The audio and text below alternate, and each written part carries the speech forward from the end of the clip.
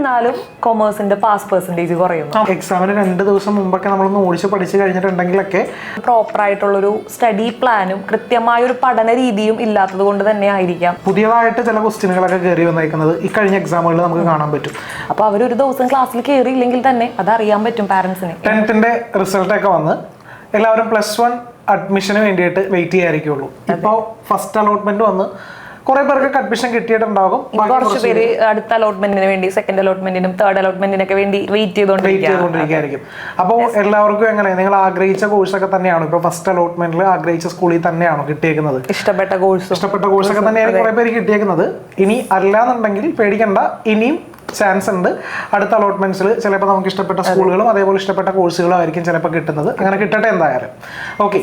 അതേപോലെ തന്നെ ഇപ്പം നമ്മൾ 10th കഴിഞ്ഞ് കുട്ടികൾ മാർക്ക് കുറച്ച് കുറഞ്ഞ കുട്ടികളാണ്. പണ്ടത്തെ ഒരു ട്രെൻഡ് നമ്മൾ കണ്ടുകൊണ്ടിരുന്നത് കൊമേഴ്സിന് അഡ്മിഷൻ എടുക്കുന്നു, അത് കഴിഞ്ഞ് കുറച്ച് പേര് കൂടി ഹ്യൂമാനിറ്റീസ്, അങ്ങനെ ഒരു രീതിയിലൊക്കെ ആയിരുന്നു പണ്ട് കണ്ടുകൊണ്ടിരുന്ന ഒരു കൺസെപ്റ്റ് എന്ന് പറഞ്ഞാൽ ഇപ്പോൾ ഫുൾ A+ കിട്ടിയ ഒരാളാണെന്നുണ്ടെങ്കിൽ അല്ലെങ്കിൽ മാർക്ക് കുറച്ച് കൂടുതലുള്ള ഒരാളാണെന്നുണ്ടെങ്കിൽ എപ്പോഴും സയൻസ് ആയിരിക്കും ആദ്യം പ്രിഫർ ചെയ്യുന്നത്, അതിനുശേഷം കൊമേഴ്സ്, അതിനുശേഷം ഹ്യൂമാനിറ്റീസ്. പക്ഷെ ഇപ്പോൾ ഈയിടെയായിട്ട് ആ ഒരു ട്രെൻഡ് ഒന്ന് മാറിയിട്ടുണ്ട്. അതായത് ഫ്യൂച്ചറിൽ എനിക്ക് ഇന്നൊരു ഗോളിലേക്കാണ് എത്തേണ്ടത് എന്നുള്ളത് ഇപ്പോഴേ കുട്ടികൾ പ്രീ പ്ലാൻ ചെയ്യുന്നുണ്ട്. പണ്ടുള്ളതിനെ അപേക്ഷിച്ച് കുട്ടികൾ ഇപ്പൊ കുറെ കൂടി അഡ്വാൻസ്ഡ് ആണ്. ഏത് കരിയറിലോട്ട് എത്തണം എന്നുള്ളത് ഒരു കൃത്യമായിട്ടൊരു പ്ലാൻ, എന്താണ് താല്പര്യം എന്നുള്ളത് കണ്ടറിഞ്ഞ് അതിനുവേണ്ടി കുറച്ച് പ്രിപ്പറേഷൻ ഒക്കെ കുട്ടികളുടെ ഭാഗത്തുനിന്ന് ഇപ്പൊ കുറെ എഫേർട്ടൊക്കെ കാണുന്നുണ്ട്. അപ്പൊ അതിന്റെ ഭാഗമായിട്ട് ഇപ്പൊ ട്രെൻഡിങ് ആയിട്ട് വരുന്ന ഒരു സംഭവമാണ് മാർക്ക് കൂടുതലുള്ളവരായി കഴിഞ്ഞിട്ടുണ്ടെന്നുണ്ടെങ്കിലും അവരാഗ്രഹിക്കുന്ന ഒരു കോഴ്സ്, എനിക്ക് ഇന്നൊരു കരിയറിലേക്ക് എത്തണം എന്ന് വിചാരിച്ചിട്ട് തന്നെയായിരിക്കും ഒരു കോഴ്സ് ഓപ്റ്റ് ചെയ്യുന്നത്. അങ്ങനെ നോക്കുകയാണെന്നുണ്ടെങ്കിൽ ഇപ്പൊ നമുക്ക് ആദ്യം കൊമേഴ്സിന്റെ ഇമ്പോർട്ടൻസ് കൂടുതലായിട്ട് പറയാം. അപ്പൊ ഈ പറഞ്ഞ പോലെ ഇപ്പോ കുട്ടികൾ ഫുൾ A+ കിട്ടിയവരും കൊമേഴ്സ് എന്നൊരു സ്ട്രീം എടുത്ത് പഠിക്കാൻ ഒരുങ്ങുന്നുണ്ട്. അതിന്റെ ഒരു റീസൺ തന്നെ എന്താന്ന് പറഞ്ഞു കഴിഞ്ഞാൽ ഗ്രോത്ത് ഓപ്പർച്യൂണിറ്റീസ് ആണ്. കൊമേഴ്സിൽ ഇപ്പോൾ ഒരുപാട് ഓപ്പർച്യൂണിറ്റീസ് ഉണ്ട്, പ്രൊഫഷണൽ കോഴ്സുകളാണെങ്കിലും പിന്നെ ഇപ്പോൾ ഒരുപാട് ഇന്റഗ്രേറ്റഡ് കോഴ്സുകളാണെങ്കിലും. അങ്ങനെ ഈ ഒരു ഗ്രോത്ത് കൊണ്ട് തന്നെയാണ് കുറെ കുട്ടികൾ കൊമേഴ്സ് എന്നൊരു ഓപ്റ്റ് ചെയ്യുന്നത്. എന്നിരുന്നാലും കൊമേഴ്സിന്റെ പാസ് പെർസെന്റേജ് കുറയുന്നു. അതെ, അത് ഞാൻ എത്തവണ ശ്രദ്ധിച്ചതാണ്. ശരിക്കും കമ്പാരിറ്റീവ്ലി സയൻസിനെ വെച്ച് നോക്കുകയാണെന്നുണ്ടെങ്കിൽ സയൻസിന്റെ അത്രത്തോളം ഒരു ടഫ്നെസ് ശരിക്കും നമ്മുടെ കൊമേഴ്സിലില്ല. അപ്പൊ ശരിക്കും വിന്നിംഗ് പെർസെന്റേജ് കൂടുതലല്ലേ വേണ്ടത്, പക്ഷെ അത് കുറഞ്ഞാണ് വരുന്നത്. അപ്പൊ ഈ വർഷവും കുറഞ്ഞാണ് വരുന്നത്. അപ്പോ എന്തായിരിക്കും ശരിക്കും അതിന്റെ റീസൺ എന്ന് പറയുന്നത്? ഒരു പക്ഷേ ഒരു കാരണം കുട്ടികൾക്ക് പ്രോപ്പർ ആയിട്ടുള്ളൊരു സ്റ്റഡി പ്ലാനും കൃത്യമായ ഒരു പഠന രീതിയും ഇല്ലാത്തത് കൊണ്ട് തന്നെ ആയിരിക്കാം ഈ മാർക്ക് കുറഞ്ഞ് പോകുന്നത്. പിന്നെ ഇത് വലിയ കുഴപ്പമില്ലല്ലോ, അപ്പൊ ലാസ്റ്റ് ടൈമിൽ പഠിച്ചു കഴിഞ്ഞാലും നമുക്ക് കിട്ടുമല്ലോ എന്നുള്ളൊരു മൈൻഡ് സെറ്റ് ഉള്ളത് കൊണ്ടായിരിക്കും ചിലപ്പോ അവർ കാരണം കൊണ്ടായിരിക്കും പാസ് പെർസെന്റേജ് ഒക്കെ കുറയാനുള്ളൊരു കാരണം അതായിരിക്കുള്ളൂ. അപ്പൊ നമ്മുടെ കൊമേഴ്സ് സ്ട്രീമിൽ വരുന്ന സബ്ജക്ട്സ് ഏതൊക്കെയാണ് മെയിൻ ആയിട്ട്? അത് നമുക്കിപ്പോ കൊമേഴ്സ് +1 +2 കൊമേഴ്സ് ഇത് പഠിക്കാൻ ഒരുങ്ങിയിരിക്കുന്ന കുട്ടികൾക്ക് മെയിൻ ആയിട്ട് വരുന്ന സബ്ജക്റ്റുകളിൽ ഒന്നാണ് ബിസിനസ് സ്റ്റഡീസ്, അക്കൗണ്ടൻസി, എക്കണോമിക്സ്. ഇത് മൂന്നും കൂടാതെ പിന്നെ അവരുടെ ചോയ്സ് ആണ്, ഓപ്ഷണൽ അനുസരിച്ച് കുറച്ച് കുട്ടികൾക്ക് താല്പര്യമുള്ളവർക്ക് മാത്സ് എടുത്ത് പഠിക്കാം, കുറച്ച് പേർക്ക് കമ്പ്യൂട്ടർ, സ്റ്റാറ്റിസ്റ്റിക്സ്, പൊളിറ്റിക്കൽ സയൻസ്, അതെ ഇങ്ങനെ ഇഷ്ടമുള്ള ഒരു ഓപ്ഷണൽ സബ്ജക്ട് എടുത്ത് പഠിക്കാനുള്ള ഒരു ഓപ്പർച്യൂണിറ്റി ഉണ്ട്. മാർക്ക് ഇപ്പൊ നമ്മള് എക്കണോമിക്സും ബിസിനസ് സ്റ്റഡീസും പറയുകയാണെങ്കിൽ 80 മാർക്കിനും ദെൻ അക്കൗണ്ടൻസിയിലേക്ക് വരുമ്പോൾ 60 മാർക്കിനാണ് എക്സാം വരുന്നത്. ഇപ്പൊ അക്കൗണ്ടൻസി തന്നെ നമുക്ക് 2 സ്ട്രീമായിട്ട് വരുന്നുണ്ട്. AFSഉം വരുന്നുണ്ട്. AFSൽ നമ്മൾ കുറച്ച് ഷെയർസും ഡിബഞ്ചേഴ്സും കാര്യങ്ങളും അതേപോലെ തന്നെ ഈ റേഷ്യോസ് കാര്യങ്ങളൊക്കെ കണക്ട് ചെയ്ത് പഠിക്കുന്നു. ഒരു പക്ഷെ അത് നമ്മുടെ ഈ പ്രൊഫഷണൽ കോഴ്സുകൾക്കൊക്കെ വളരെ അഡ്വാൻസ്ഡ് ആയിട്ട് കുറെ കൂടി റേഷ്യോസും കാര്യങ്ങളൊക്കെ. പിന്നെ CA ആവുമ്പോൾ ഈ രീതിയിൽ ആ ഒരു രീതിയിലേക്ക് BCom എടുത്തിട്ട് കമ്പ്യൂട്ടർ ആപ്ലിക്കേഷൻ അങ്ങനെ ഒരു ഓപ്ഷൻസിലോട്ടൊക്കെ പോകാനായിട്ട് CA എന്നും ഒരവസരമാണ്.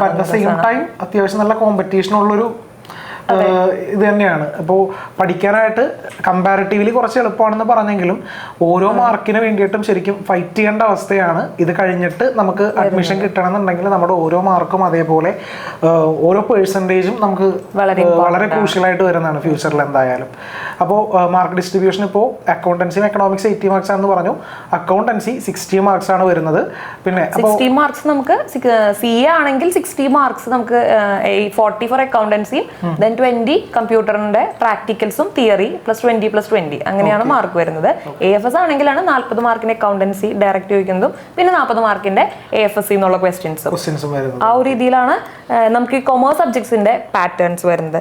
അതിൽ സാർ നമുക്ക് ഈ കോമ്പറ്റീഷനിലോട്ട് വരികയാണെങ്കിൽ എങ്ങനെയാണ് ഇപ്പൊ നമ്മൾ കണ്ടുവരുന്ന ഒരു കോമ്പറ്റീഷൻ എന്താണ്?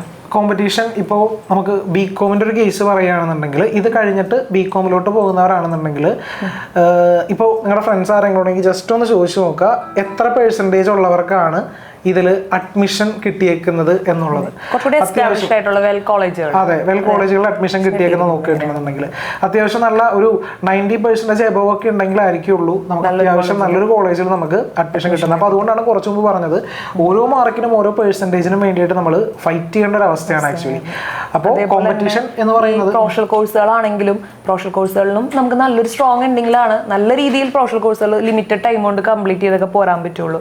അല്ലാതെ ഒരു ലൈഫ് ടൈം മുഴുവനും അതിന് വേണ്ടി ഇൻവെസ്റ്റ് ചെയ്ത് നമുക്ക് സമയം കളയേണ്ട ആവശ്യം പറ്റില്ല. അപ്പൊ ഓരോ മാർക്കും വളരെ ഇമ്പോർട്ടന്റ് ആണ്. അപ്പൊ ഈ ഓരോ മാർക്കിനും ഇമ്പോർട്ടൻസ് കൊടുക്കുന്നത് കൊണ്ട് തന്നെ അതിൽ നിന്ന് നമ്മുടെ ന്യൂട്ടൺസിന്റെ ക്ലാസ്സസിന്റെ പ്രത്യേകതകൾ എന്താണ്? നമുക്ക് അതിനെ കുറിച്ച് ഡിസ്കസ് ചെയ്യാം. അതെ, ന്യൂട്ടൺസിന്റെ പ്രത്യേകത.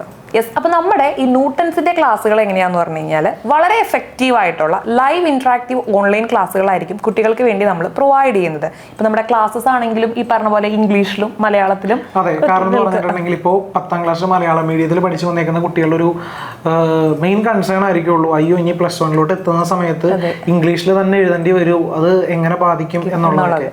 അപ്പോൾ നമ്മുടെ ക്ലാസ്സുകൾ എന്ന് പറയുന്നത് ഇംഗ്ലീഷ് മീഡിയം സ്റ്റുഡൻസിനും അതേപോലെ മലയാളം മീഡിയം സ്റ്റുഡൻസിനും ഒരേപോലെ മനസ്സിലാക്കാൻ അല്ലെങ്കിൽ ഒരേപോലെ ഫോളോ ചെയ്യാൻ പറ്റുന്ന രീതിയിലായിരിക്കുള്ളൂ നമ്മൾ പഠിപ്പിച്ചു പോകുന്നത്. അപ്പോൾ ആ ഒരു കാര്യത്തിൽ ടെൻഷൻ വേണ്ട.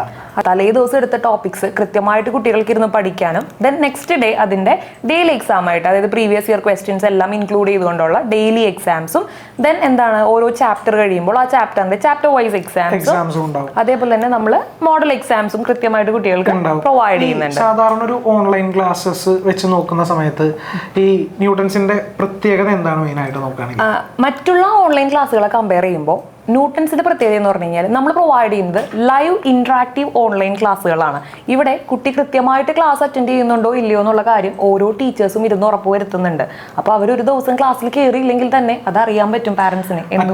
നമുക്ക് ക്ലാസ് എടുത്തോണ്ടിരിക്കുന്നതിനിടയിൽ തന്നെ നമുക്ക് ഡൗട്ടും ക്ലിയർ ചെയ്യാൻ പറ്റും. അതെ, ഡയറക്റ്റ് ആയിട്ട് കുട്ടികൾക്ക് ചോദിക്കാൻ പറ്റും. നേരിട്ട് ഡൗട്ട് ചോദിച്ച് ക്ലിയർ ചെയ്ത് പോകാനും സാധിക്കും. പിന്നെ ഇപ്പൊ ഞാൻ പറയാം, ഇതേപോലെ തന്നെ നമ്മളൊരു പാരന്റ്സ് പോയിന്റ് ഓഫ് വ്യൂല് നോക്കുമ്പോൾ എന്തുകൊണ്ട് എന്റെ കുട്ടി ന്യൂട്ടൺസ് ചൂസ് ചെയ്യണം എന്നുള്ളത് നമ്മൾ പറയുകയാണെങ്കിൽ പാരന്റ്സിന് എപ്പോഴും എല്ലാ പാരന്റ്സും ഒരു കൺസേൺ എന്ന് പറയുന്നത്, അല്ലെങ്കിൽ അവരുടെ ഒരു വിഷ് അല്ലെങ്കിൽ ആഗ്രഹം എന്ന് പറയുന്നത് തന്റെ കുട്ടി ഏറ്റവും ബെസ്റ്റ് പ്രൊവൈഡ് ചെയ്യണം എന്നുള്ളതായിരിക്കും. അതേപോലെ ബെസ്റ്റ് ഒരു കരിയർ ഉണ്ടായിരിക്കണം, ബെസ്റ്റ് ഒരു ഗ്രോത്ത് ഉണ്ടായിരിക്കണം എന്നുള്ളതാണ്.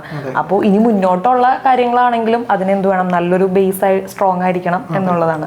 അപ്പൊ ഇവിടെയും നമ്മൾ ഓരോ കുട്ടീനെയും ഓരോ ഇൻഡിവിജ്വലി കൺസിഡർ ചെയ്തുകൊണ്ട് തന്നെയാണ് അവർക്ക് അങ്ങനെ ഒരു കെയർ കൊടുക്കുന്നതും അവരുടെ ആ ഒരു നല്ല റിസൾട്ടിലേക്ക് നമുക്ക് സപ്പോർട്ട് ചെയ്യാൻ പറ്റും. പിന്നെ നമ്മുടെ എക്സാംസ് ഇപ്പോൾ നമുക്ക് ഡെയിലി എക്സാംസ് ഉണ്ടാവും പറഞ്ഞു, പിന്നെ ഓരോ ചാപ്റ്റർ കഴിയുമ്പോൾ ചാപ്റ്റർ വൈസ് എക്സാം ഉണ്ടാവും പറഞ്ഞു, മോഡൽ എക്സാം, റിവിഷൻസ്, ഇത് എങ്ങനെയാണെന്നൊന്ന് പറയും? ഇപ്പോൾ ഡെയിലി എക്സാംസ് നമ്മൾ ഒരു ദിവസം ക്ലാസ് ഇന്നെടുത്ത ടോപ്പിക്സ് അടുത്ത ഡേ നമ്മൾ 10 മാർക്കിന്റെ അല്ലെങ്കിൽ 10 മാർക്സിന്റെ എക്സാംസ് ആയിട്ട് കുട്ടികൾക്ക് കണ്ടക്ട് ചെയ്യുന്നുണ്ട്.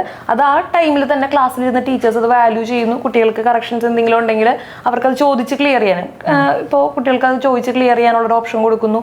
ദെൻ ഒരു ചാപ്റ്റർ കഴിഞ്ഞ് കഴിയുമ്പോൾ ആ ചാപ്റ്റർ എക്സാം ആയിട്ട് എടുക്കുന്നു.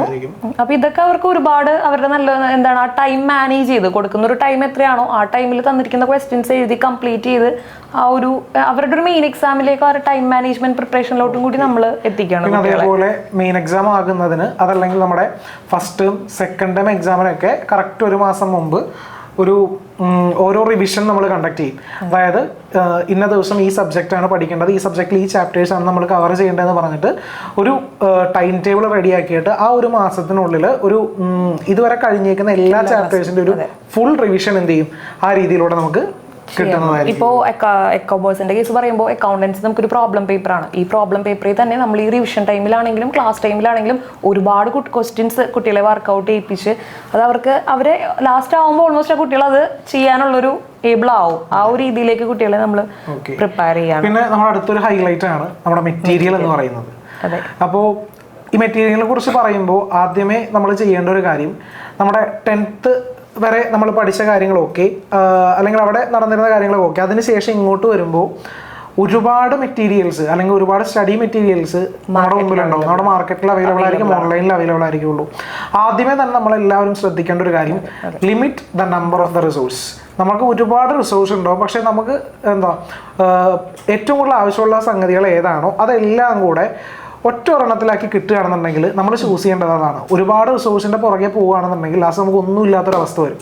അപ്പോൾ നമ്മുടെ മെറ്റീരിയലിന്റെ പ്രത്യേകതകൾ എന്തൊക്കെയാണെന്ന് പറയാം. നമുക്കിപ്പോൾ ഇപ്പോൾ സാർ പറഞ്ഞ പോലെ തന്നെ limit the number of resources എന്നുള്ളതാണ് ഏറ്റവും വലിയൊരു കാര്യം കുട്ടികൾ ഫസ്റ്റ് ചെയ്യേണ്ടതെന്ന് പറഞ്ഞു. ഇപ്പം ഞാൻ അക്കൗണ്ടൻസിയുടെ മെറ്റീരിയലിനെ കുറിച്ച് പറയുകയാണെങ്കിൽ നമ്മുടെ അക്കൗണ്ടൻസിയുടെ സ്റ്റഡി മെറ്റീരിയൽ വരുന്നത് ഇപ്പോൾ ഒരു ചാപ്റ്റർ തുടങ്ങുമ്പോൾ നമ്മളതിൽ ഏറ്റവും ഇമ്പോർട്ടൻ്റ് ആയിട്ട് ആ ചാപ്റ്ററിൽ നിന്ന് ചോദിക്കാൻ സാധ്യതയുള്ള ക്വസ്റ്റ്യൻസ് ആണ്, അല്ലെങ്കിൽ ആ ഏരിയ അല്ലെങ്കിൽ ആ ഒരു സെക്ഷനാണ് നമ്മൾ ആദ്യം കുട്ടികളെ ഇമ്പോർട്ടന്റ് ടോപ്പിക്സ് എന്ന് പറഞ്ഞിട്ട് ഒരു ബോക്സ് ആക്കി കൊടുത്തിട്ടുണ്ട്. അപ്പോൾ ആ സെക്ഷനിൽ ആ ചാപ്റ്ററിൽ നിന്നുള്ള എല്ലാ കാര്യങ്ങളും ഉണ്ടാവും, എന്തൊക്കെ സെക്ഷൻസ് ആണ് ഇതിന് പഠിക്കേണ്ടത് അല്ലെങ്കിൽ പ്രോബ്ലംസ്, പിന്നെ റിപ്പീറ്റഡ് ആയിട്ട് വരുന്ന ഏരിയാസ് എല്ലാം കൺസിഡർ ചെയ്തിട്ടാണ് ആ ഇമ്പോർട്ടന്റ് ഏരിയാസ് നമ്മൾ അവിടെ ആഡ് ചെയ്യുന്നത്. ചാപ്റ്ററിനെ കുറിച്ച് പിക്ചർ ആദ്യമേ കിട്ടും. അതെ, ഈ ചാപ്റ്ററിൽ ഇന്ന കാര്യങ്ങളാണ് പഠിക്കാനുള്ളത്, ഇതാണ് ഇതിന്റെ ഇമ്പോർട്ടന്റ് ഏരിയാസ് എന്നുള്ള ഒരു ഐഡിയ കുട്ടികളിലേക്ക് എത്താണ്. പിന്നെ നമ്മൾ ഒരു ചാപ്റ്ററിലോട് കടക്കുമ്പോൾ ആ ചാപ്റ്ററിൽ ഇമ്പോർട്ടന്റ് ആയിട്ട് വരുന്നതെല്ലാം നമ്മൾ ബോൾഡ് ആക്കി ഇറ്റാലിക്സിൽ ഓരോ ബോക്സിൽ ആഡ് ചെയ്യണം. കുട്ടികൾക്ക് പെട്ടെന്ന് നോക്കുമ്പോൾ അട്രാക്റ്റീവ് ആയിട്ട് തോന്നി പെട്ടെന്ന് ക്യാച്ച് ചെയ്യാൻ പറ്റുന്ന രീതിയിൽ. ഇപ്പോൾ പ്രോബ്ലം പേപ്പർ ആയതുകൊണ്ട് തന്നെ ഓരോ ക്വസ്റ്റ്യൻ കഴിയുമ്പോഴും അല്ലെങ്കിൽ ഒരു പാർട്ട് എടുത്തു കഴിഞ്ഞാൽ അതിന്റെ ഒരു പ്രോബ്ലം വളരെ എക്സ്പ്ലനേഷൻ കൊടുത്ത് അവർക്ക് നല്ല രീതിയിൽ പെട്ടെന്ന് നോക്കിയാൽ തന്നെ മനസ്സിലാവുന്ന രീതിയിലാണ് നമ്മൾ എക്സ്പ്ലനേഷൻ കൊടുത്തിരിക്കുന്നത്. then അതിൽ നിന്ന് നേരെ അത് കഴിഞ്ഞ് കഴിഞ്ഞാൽ പ്രാക്ടിക്കൽ പ്രോബ്ലംസ് അവർക്ക് ചെയ്ത് പഠിക്കാനായിട്ട് അതേ മോഡൽ തന്നെ ചാപ്റ്ററിന്റെ ലാസ്റ്റ് ആയിട്ട് പ്രാക്ടിക്കൽ പ്രോബ്ലംസ് കൊടുക്കുന്നു. then അത് കഴിഞ്ഞ് പ്രീവിയസ് ഇയർ ക്വസ്റ്റ്യൻസ് നമ്മളിപ്പോൾ ഓരോ ഇയറിനും തൊട്ട് മുന്നേ ഉള്ള ഒരു 5 വർഷത്തെ ക്വസ്റ്റ്യൻ പേപ്പേഴ്സ് ആഡ് ചെയ്യുന്നുണ്ടെങ്കിലും അതിലും കൂടെ നമ്മൾ കൂടുതലായിട്ടുള്ള ക്വസ്റ്റ്യൻസും ഓരോ ഇംപ്രൂവ്മെന്റ് എക്സാംസ് ഇതെല്ലാം കൺസിഡർ ചെയ്തുകൊണ്ടുള്ള ക്വസ്റ്റ്യൻസും കൂടി ഓരോ വർഷത്തെ സെപ്പറേറ്റ് ഇയർ ബൈ ഇയർ ആയിട്ട് നമ്മൾ ആഡ് ചെയ്യുന്നുണ്ട്. പിന്നെ തൊട്ട് മുന്നേ ഉള്ള കഴിഞ്ഞ വർഷത്തെ ക്വസ്റ്റ്യൻ പേപ്പേഴ്സും നമ്മൾ സ്റ്റഡി മെറ്റീരിയൽ കൊടുക്കുന്നുണ്ട്. ലാസ്റ്റ് ആയിട്ട് 2025 ഈ വർഷം നടന്ന ക്വസ്റ്റ്യൻ പേപ്പർ ആഡ് ചെയ്തിട്ടുണ്ട്. അതിന്റെ ആൻസർ കീ പക്ഷേ നമ്മൾ സ്റ്റഡി മെറ്റീരിയൽ കൊടുക്കില്ല, അത് ഡയറക്റ്റ് ആയിട്ട് കുട്ടികൾക്ക് റെക്കോർഡഡ് വീഡിയോസ് ആയിട്ട് നമ്മുടെ യൂട്യൂബ് ചാനലിൽ ഡീറ്റെയിൽഡ് ആയിട്ടുള്ള ഒരു എക്സ്പ്ലനേഷൻ ആണ് നമ്മൾ പ്രൊവൈഡ് ചെയ്യുന്നത്. ഇത്രയാണ് നമ്മുടെ സ്റ്റഡി മെറ്റീരിയലിന്റെ ഒരു അഡ്വാൻറ്റേജ് എന്ന് പറയുന്നത്. സാർ, ഇപ്പോൾ ഈ മാറിക്കൊണ്ടിരിക്കുന്ന എക്സാം പാറ്റേൺസിനെ കുറിച്ച് എന്താണ് പറയാനുള്ളത്? എക്സാം പാറ്റേണിനെ കുറിച്ച് പറയുകയാണെങ്കിൽ ഇപ്പോൾ ലാസ്റ്റ് ഇയറിലത്തെ എക്സാം എടുത്ത് നോക്കുകയാണെങ്കിൽ ദാറ്റ് മീൻസ് ഇക്കഴിഞ്ഞ എക്സാം എടുത്ത് നോക്കുകയാണെങ്കിൽ +1 ആയിക്കോട്ടെ നമ്മുടെ +2 ആയിക്കോട്ടെ, എക്സാം പാറ്റേണിൽ അല്ലെങ്കിൽ ചോദിക്കുന്ന ക്വസ്റ്റ്യനിലൊക്കെ കൃത്യമായിട്ടുള്ളൊരു ചേഞ്ച് നമുക്ക് കാണാൻ പറ്റും. മുൻപുണ്ടായിരുന്നത് പോലെയല്ല, ചെറിയൊരു ചേഞ്ച് എന്ത് ചെയ്തിട്ടുണ്ട് ഇതിൽ വന്നിട്ടുണ്ട്. അപ്പോൾ നമ്മൾ മുമ്പ് ഉണ്ടായിരുന്നത് പോലെ പ്രീവിയസ് ക്വസ്റ്റ്യൻസ് മാത്രം നമ്മൾ പഠിച്ചു കഴിഞ്ഞിട്ടുണ്ടെന്നുണ്ടെങ്കിൽ നമുക്ക് അങ്ങനെ ഫുൾ മാർക്ക് അല്ലെങ്കിൽ നല്ല മാർക്കിലോട്ട് എത്താനായിട്ട് നമുക്ക് പറ്റൂല. അപ്പോൾ കൃത്യമായിട്ടുള്ളൊരു പാറ്റേൺ ചേഞ്ച് നമുക്ക് വന്നിട്ടുണ്ട്. ഓക്കെ, അപ്പോൾ ആ ഒരു പാറ്റേൺ ചേഞ്ച് ഒക്കെ അറിഞ്ഞിട്ട് വേണം നമ്മൾ എന്ത് ചെയ്യാനായിട്ട് ഇനി അങ്ങോട്ട് പഠിക്കാനായിട്ട്. ഇപ്പോൾ നമുക്ക് തലേ ദിവസം ഒരു യൂട്യൂബ് ലൈവ് അതല്ലെങ്കിൽ എക്സാമിന് 2 ദിവസം മുമ്പൊക്കെ നമ്മളൊന്ന് ഓടിച്ച് പഠിച്ചു കഴിഞ്ഞിട്ടുണ്ടെങ്കിലൊക്കെ നമുക്ക് ഒരു A+ ഗ്രേഡിലോട്ടോ അല്ലെങ്കിൽ ഫുൾ മാർക്കിലോട്ടോ ഒന്നും നമുക്ക് എന്ത് ചെയ്യാൻ പറ്റില്ല, എത്താനായിട്ട് പറ്റില്ല. അതിന് കൃത്യമായിട്ടൊരു സ്റ്റഡി പ്ലാൻ നമുക്ക് വേണം, കൃത്യമായിട്ടൊരു പ്ലാൻ വേണം. അത് എന്നാണോ നമ്മൾ പഠിച്ചു തുടങ്ങുന്നത്, മീൻസ് ക്ലാസ് സ്റ്റാർട്ട് ചെയ്യുന്നത് അന്ന് മുതലേ നമ്മൾ എന്ത് ചെയ്യണം, കൃത്യമായിട്ടുള്ളൊരു സ്റ്റഡി പ്ലാൻ വെച്ചിട്ട് റെഗുലറായിട്ട് പഠിച്ചു പോയാൽ മാത്രമേ നമുക്ക് എന്ത് ചെയ്യുള്ളൂ A+ എന്ന് പറയുന്ന ഒരു ഗ്രേഡിലോട്ട് അതല്ലെങ്കിൽ നല്ലൊരു മാർക്കിലോട്ട് നമുക്ക് എത്താനായിട്ട് പറ്റുള്ളൂ. എന്തായാലും അത് ഈ പാറ്റേൺ ചേഞ്ച് അതല്ലെങ്കിൽ ഈ പുതിയതായിട്ട് ചില ക്വസ്റ്റ്യനുകളൊക്കെ കയറി വന്നേക്കുന്നത് ഈ കഴിഞ്ഞ എക്സാമുകളിൽ നമുക്ക് കാണാൻ പറ്റും. അപ്പോൾ അതൊക്കെ മനസ്സിലാക്കി പഠിച്ചാലേ നമുക്ക് എന്ത് ചെയ്യാൻ പറ്റുള്ളൂ, നല്ലൊരു റിസൾട്ടിലോട്ട് എത്താനായിട്ട് പറ്റുള്ളൂ. സോ അങ്ങനെ ആ ഒരു പാറ്റേൺ ചേഞ്ച് ഒക്കെ മനസ്സിലാക്കിക്കൊണ്ടുള്ളൊരു സ്റ്റഡി പ്ലാൻ ആണ് ന്യൂട്ടൺസ് ഇത്തവണ റെഡിയാക്കിയേക്കുന്നത്. ഈ വർഷത്തെ +1 +2 കൊമേഴ്സ് സ്റ്റുഡൻസിനായിട്ട് ഓൾറെഡി അഡ്മിഷൻസ് സ്റ്റാർട്ട് ചെയ്തിട്ടുണ്ട്. അപ്പോൾ ഈ മാറുന്ന ട്രെൻഡ് അനുസരിച്ചിട്ട് പുതിയ സ്റ്റഡി പ്ലാനോടെ നമുക്ക് എല്ലാവർക്കും ഒരുമിച്ച് പഠിച്ചു തുടങ്ങാം. Okay, join Newton's now.